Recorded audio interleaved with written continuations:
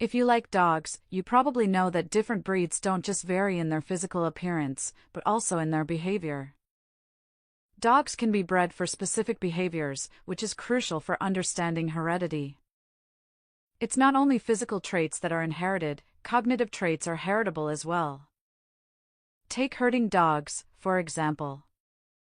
A herding dog doesn't need to attend school or earn a degree in sheep herding, it instinctively knows how to herd because it's in its DNA. That's why herding dogs living in big cities with no sheep sometimes try to herd cars or children. Herding isn't just work to them, it's a purpose that fulfills them. This basic truth of nature will cause significant problems in our society, but I'll discuss that later. First, let's talk about heritability. We can observe it all around us. People with darker skin tend to have children with darker skin, and tall parents often have tall children. Even before DNA was discovered, people understood this concept, though they used different terms. In old stories, phrases like "he has his father's blood" or "European blood" appear. While not biologically accurate, they reflect an awareness that traits run in families. This curiosity led to twin studies, which are incredibly powerful for understanding heredity. Twins can be identical, developing from a single fertilized egg that splits into two embryos, or fraternal, developing from two separate eggs fertilized by separate sperm. Identical twins share the same DNA sequence, they are genetically identical. Fraternal twins are genetically similar to ordinary siblings. This makes twin studies ideal for separating the effects of genetics or nature from environment or nurture. If you have a fraternal twin brother who grows up in the same household, attends the same school, and receives similar parental attention, your IQ scores will correlate around 0.65. But if you have an identical twin brother, your IQ scores will be almost as similar as if you took the same test twice. Like one and the same person taking two IQ tests back to back. Some argue this similarity is due to shared environment, but if that were true, fraternal twins raised together would show similar IQ correlations, which they don't. Many don't appreciate the significance of this. Children raised in the same orphanage, sharing the exact same environment, still show as much IQ variation as children in the general population. Moreover, identical twins raised apart have an IQ correlation around 0.75, about a 5-point difference in IQ, showing that environment matters but genetics plays a stronger role. Identical twins raised separately are more similar in IQ than fraternal twins raised together. So far, we've discussed what we observe and what twin studies tell us, but after the discovery and decoding of the human genome, there is a third method to demonstrate the importance of genetics. Genome-wide association studies. A GWAS scans the genomes of thousands of people to identify genetic variants called SNPs or single nucleotide polymorphisms that occur more frequently in people with a particular trait or disease. Researchers test each SNP for statistical association with the trait, and significant SNPs point to genomic regions that may influence it. Polygenic scores are numbers estimating a person's genetic predisposition for a trait or disease. They are calculated by summing the effects of many genetic variants across the genome, each weighted by how strongly it's associated with the trait in a GWAS. In simple terms, a polygenic score can make fairly accurate predictions about a person based solely on their DNA. For example, here you can see predicted height versus actual height using a polygenic score. If one man is 180 centimeters tall and another is 185 centimeters tall, the 5 centimeters difference between them is largely influenced by genetics.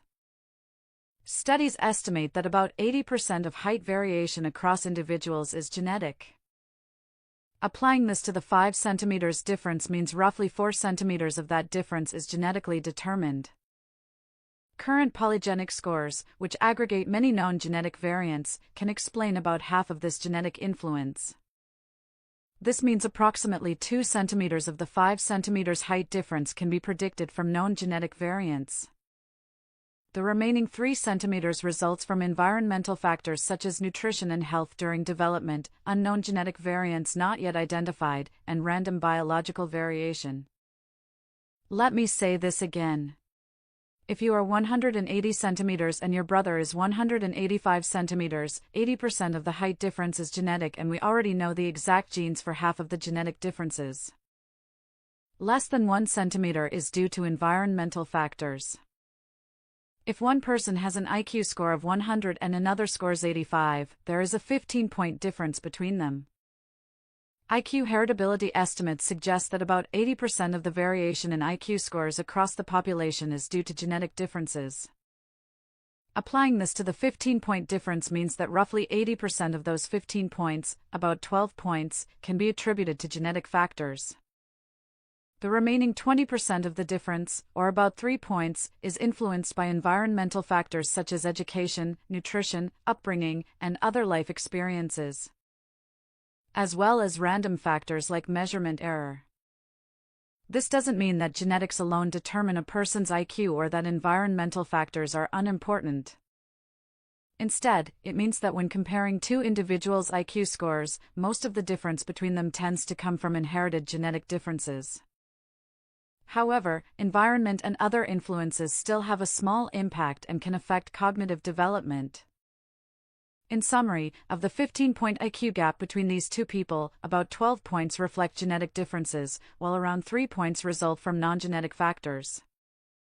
Why is it important to have a high IQ? So how smart do you have to be different things in life? Well, if you have an IQ of 116 to 130, which is 85th percentile and above, so it's 1 person in 8 up to 1 person in 130. 1 person in 8 to 1 person in 20. Then you can be an attorney, a research analyst, an editor, an advertising manager, a chemist, an engineer, an executive manager, etc. That's not the high end for IQ, by the way. You know, that it can go up, well, it can go up indefinitely. IQ is the #1 predictor of financial success. There is no better way to predict someone's income than IQ. Someone with an IQ below 80 will almost never be able to create enough value to be considered a net positive to any company. The U.S. Army does not accept individuals with an IQ below 80. While the Army's minimum enlistment standard is a score of 31 on the Armed Services Vocational Aptitude Battery, which roughly correlates to an IQ of 85. There have been instances where recruits with lower IQs were allowed to enlist. Notably, during the Vietnam War, the Department of Defense initiated Project 100,000, which aimed to recruit individuals with lower mental and medical standards. This program allowed individuals with IQs as low as 80 to join the military. However, the outcomes were largely negative. Recruits with these lower IQs struggled with training and performance, leading to higher attrition rates and challenges in military effectiveness. Consequently, the program was discontinued, and the Army reinstated higher cognitive standards. IQ scores are statistically associated with many life outcomes, including education, job stability, and income. While intelligence is only one factor among many, it tends to have a measurable impact over time, especially in modern economies that reward abstract reasoning, literacy, and problem-solving. Let's take a closer look at individuals with an IQ of 90 or lower, which represents roughly the bottom 25% of the population. So the more repetitive jobs people with lower IQs are more suited to more repetitive jobs. Under 87, is there something? Well, no. Right. That's a big problem. And it's something our society has not addressed at all. Jobs for people with IQs of less than 85 are very, very rare. So what the hell are those people supposed to do? It's 15% of the population. What are they supposed to do? Well, we better figure it out, because one of the things that's happening too is that as the high IQ tech geeks get a hold of the world, the demand for cognitive power is increasing, not decreasing, right? You want to be a teller? Well, you know, those checkout machines, they're not so simple. You want to work at McDonald's? You think that's a simple job? You don't see robots working at McDonald's. And the reason for that is that what McDonald's workers do is too complex for robots to do. So this is a discussion that no one wants to have, but that's okay. It's still a problem, and it has to be dealt with. So the US government, I think I told you this at one point already, It's illegal to induct anyone into the US Army if they have an IQ of less than 83, right? It's about 10% of the population.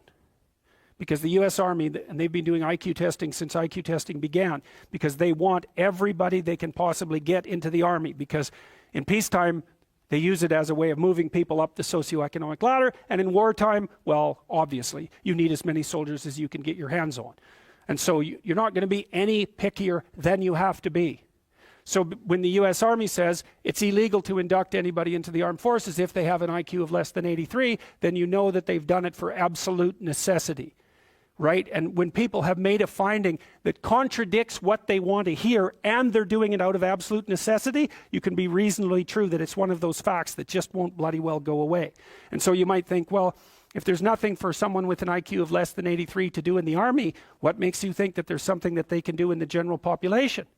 And then the issue is, you know, because the conservatives will say, well, they should just work harder. It's like, sorry, that ain't going to fly. And the liberals will say, well, there's no difference between people anyhow, and you can just train people to do everything. And that's wrong. So they're both wrong, and they're seriously wrong. People with IQs below 90 are overrepresented in low-skill, low-paying jobs, often involving manual labor, repetitive tasks, or routine service work.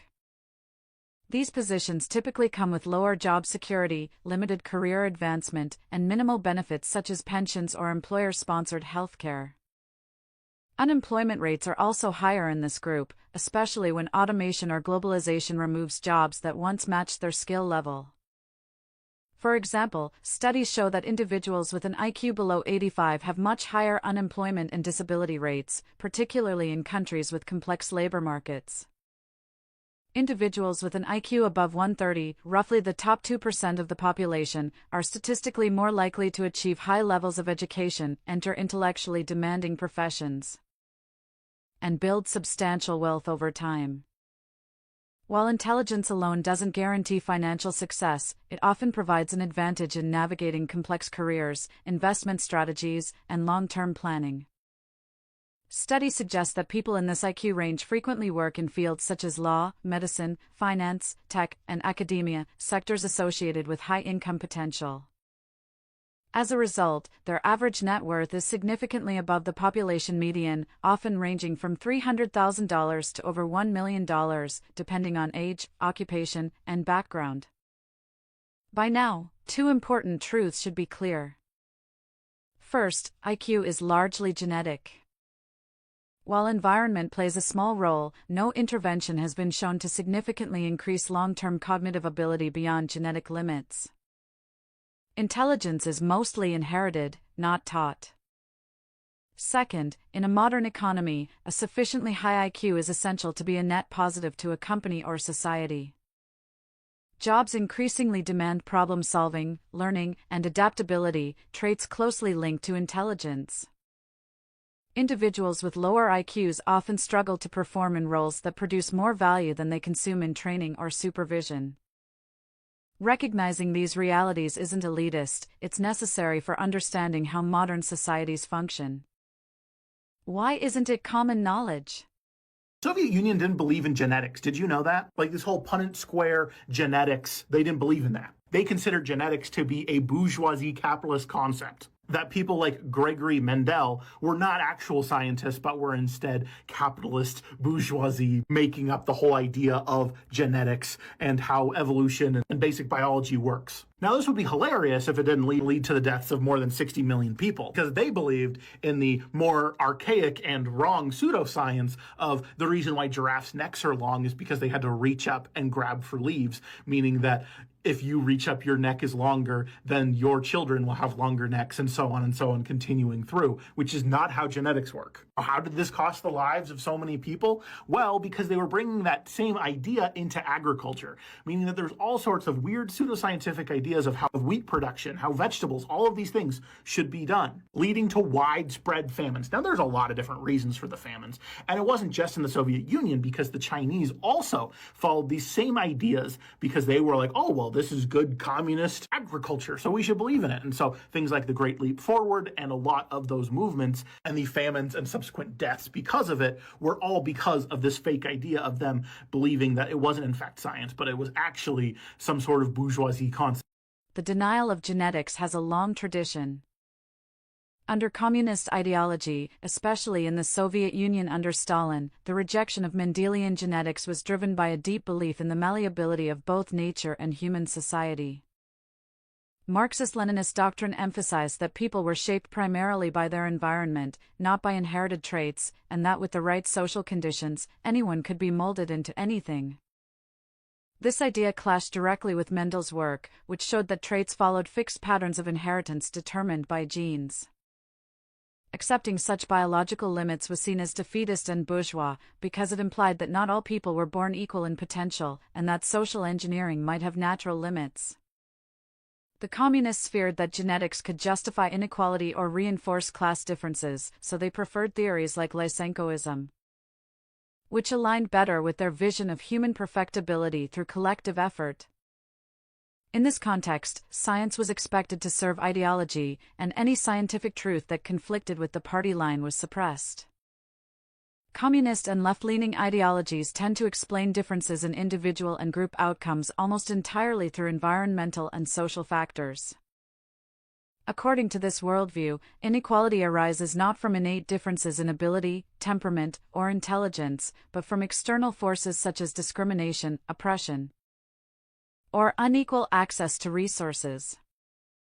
This perspective provides a powerful moral framework, one in which it becomes not only acceptable but ethically necessary to redistribute wealth and privilege from the so-called advantaged to the disadvantaged.